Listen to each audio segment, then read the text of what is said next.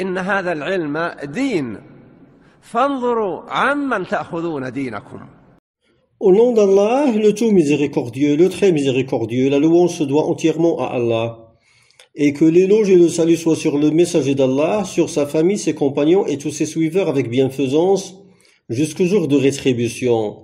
Ceci dit, ceci est une fatwa importante de l'érudit savant Cheikh l'imam Abdul Aziz ben Abdallah ben Baz, qu'Allah lui fasse miséricorde, au sujet de l'emplacement de la prosternation de l'oubli. La question: parlez-nous de la prosternation de l'oubli. Quand se fait-elle avant le taslim? Et quand est-ce qu'elle intervient après celui-ci?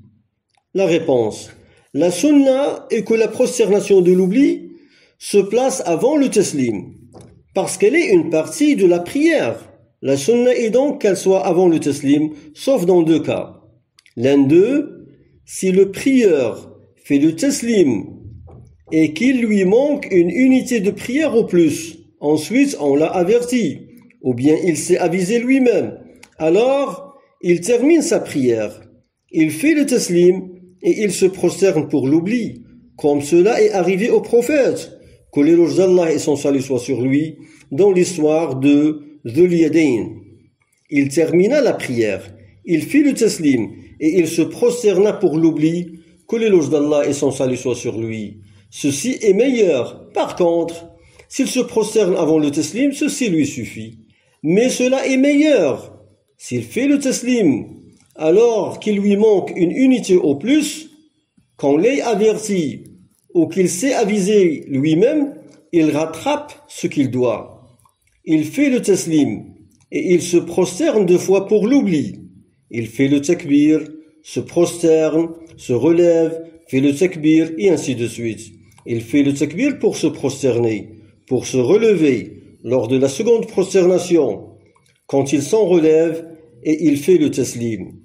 L'autre cas, s'il décide dans sa prière d'après ce qui lui semble le plus proche de la vérité, ghalabatul dhann, si c'est le cas, le mieux est que les prosternations se fassent après le taslim, en raison de ce qui est attesté dans l'authentique, d'après le hadith rapporté par Abdullah ibn Mas'ud, qu'Allah l'agrée, que le prophète, que l'éloge d'Allah et son salut soit sur lui, qui dit: si l'un de vous doute pendant sa prière,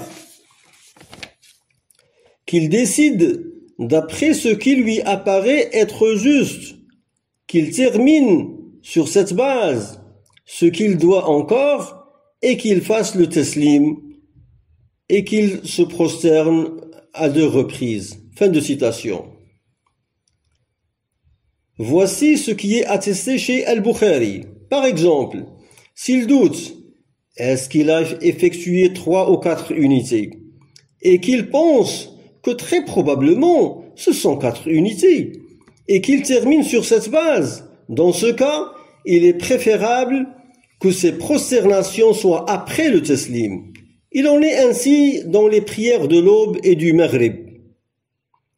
S'il construit d'après ce qu'il pense être le plus probable, en priant, il doute si l'unité où il est maintenant, est-ce la première ou la deuxième du Fajr. S'il pense que très probablement c'est la seconde par exemple, il continue et il effectue les prosternations de l'oubli après le taslim. Il en est ainsi lors de Al-Maghrib. S'il doute après la deuxième unité par exemple, est-ce qu'il s'agit de la troisième ou de la deuxième, et qu'il estime que fort probablement il s'agit de la troisième, il termine et il se prosterne pour l'oubli après le taslim. Bref, la prosternation de l'oubli.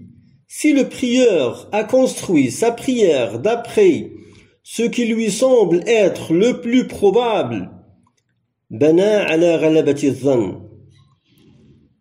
elle se situe après le taslim, dans toutes les prières, y compris les 5 obligatoires. Par contre, s'il avait une indécision et qu'il a construit sur ce qui est plus sûr, c'est-à-dire le moins d'unité, bana ala al-yaqin ay al-aqal, alors il est préférable que les prosternations de l'oubli se placent avant le taslim il effectue les 2 prosternations avant le taslim. Ceci est le cas où il continue sur la base de ce qui est sûr, mais s'il a construit sur la base de ce qui est fort probable, alors ce qui est préférable est que la prosternation de l'oubli se place après le taslim. C'est ce qui est meilleur. Et s'il se prosterne avant le taslim, il n'y a pas de mal. Source de cette fatwa, un audio du Cheikh Rahimahullah que nous postons sur notre canal Telegram. Walhamdulillahi Rabbil Alamin.